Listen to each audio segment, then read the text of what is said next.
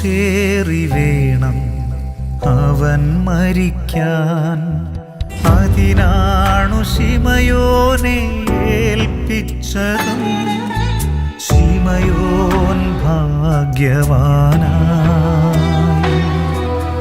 കുരിശിൽ മരിച്ചെന്നാൽ ശാപമേറ്റവനായി വചനത്തിൻ മുദ്ര ചാർത്താൻ.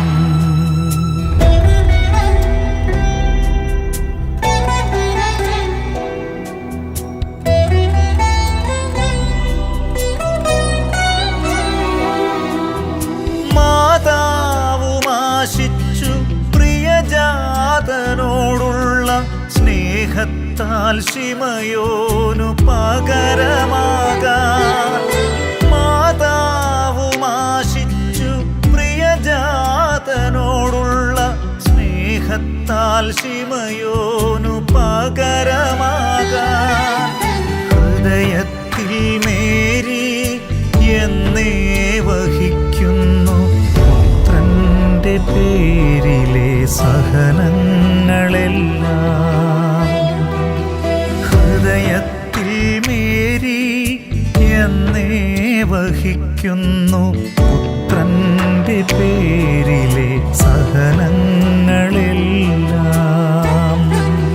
ദൈവമാതാവേ, ദിവ്യമാതാവേ, ഈശോ വഴിയായി ദൈവവുമായി ഞങ്ങൾക്കനുരഞ്ജനം നേടിത്തരണേ.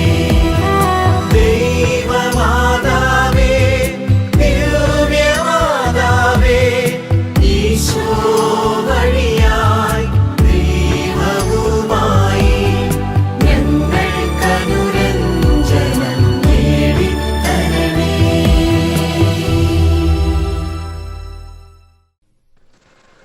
അഞ്ചാം സ്ഥലം, ഈശോയുടെ കുരിശു ചുമക്കാൻ ശിമയോൻ നിർബന്ധിതനാകുന്നു.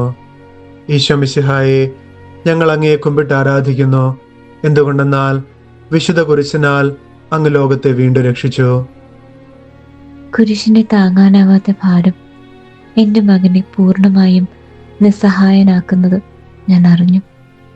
ഈശോയുടെ ഓരോ ചുവടും അവസാനത്തേതുപോലെ എന്നെനിക്ക് തോന്നി. എൻ്റെ മകൻ്റെ ഓരോ വേദനയും എൻ്റെ ഹൃദയത്തിൽ എനിക്ക് അനുഭവപ്പെട്ടു. ഈശോയുടെ വേദനകൾ ഒന്ന് തീർന്നിരുന്നെങ്കിൽ എന്ന് ഞാൻ ആശിച്ചു. ആൾക്കൂട്ടത്തിനിടയിൽ നിന്ന് ഒരാളെ പട്ടാളക്കാർ വലിച്ചിഴയ്ക്കുന്നത് ഞാൻ കണ്ടു. അയാളുടെ പ്രതിഷേധം അവർ വകവച്ചതേയില്ല. ഈശോയുടെ കുരിശ് ചുമക്കാൻ അവർ അയാളെ നിർബന്ധിച്ചു. എന്തിനു ഞാനിത് ചെയ്യണമെന്ന് അയാൾ പട്ടാളക്കാരോട് ചോദിക്കുന്നുണ്ടായിരുന്നു. എന്നാൽ ഞാനത് അറിഞ്ഞിരുന്നു. നിശബ്ദമായി ഞാൻ എൻ്റെ മകനെ പിന്തുടർന്നു. എൻ്റെ കർത്താവായ ഈശോയെ, എത്രയോ തവണ ഞാൻ അങ്ങേക്ക് സഹായം നിരസിച്ചിരിക്കുന്നു. എത്രയോ തവണ അങ്ങയുടെ വചന വാഗ്ദാനങ്ങളെ ചോദ്യം ചെയ്തുകൊണ്ട് ഞാൻ സ്വാർത്ഥതയോടെ നിലകൊണ്ടു. അങ്ങയെ സഹായിക്കാൻ വിമുഖത കാണിച്ച ശിമയോനെ പോലെ ആകാതെ അങ്ങയെ എന്നും അനുസരിക്കുകയും അനുഗമിക്കുകയും ചെയ്ത പരിശുദ്ധ അമ്മയെപ്പോലെ ആകുവാൻ എന്നെ അനുഗ്രഹിക്കണമേ. കർത്താവെ, അനുഗ്രഹിക്കണമേ. പരിശുദ്ധ ദൈവമാതാവേ, ക്രൂശിതനായ കർത്താവിൻ്റെ തിരുമുറിവുകൾ എൻ്റെ ഹൃദയത്തിൽ പതിപ്പിച്ചുറപ്പിക്കണമേ.